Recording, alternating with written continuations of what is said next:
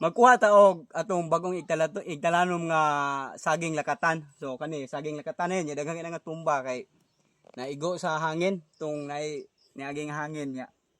Dali kay nga balik kay uga pa kayo walay ulan. So kung magtanom ta og bag-o nga kung magtanom ta og saging lakatan, ang ato ang best nga igtalanom man na is kani yung ani siya mga busing. Gagmay pagdahon. Mura pa siya espada ang dahon. No, gagmay pa kayo. Kani na. Kay muna siya ang dali mo tubo, dagko siya. Diretso pa inigpamunga, dagko siya.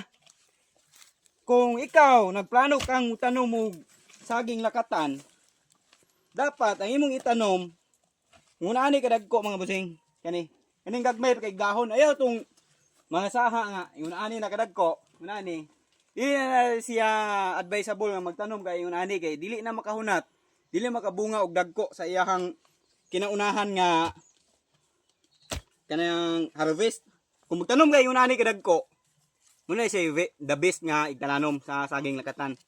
Kung ganahan nga magtanom niya, wala kay kapalitan og saging, ay kapalaka kay magbilin ra ko og link sa Yellow Basket ani nga video para makapalit kag legit nga saha or igtalanom sa saging nga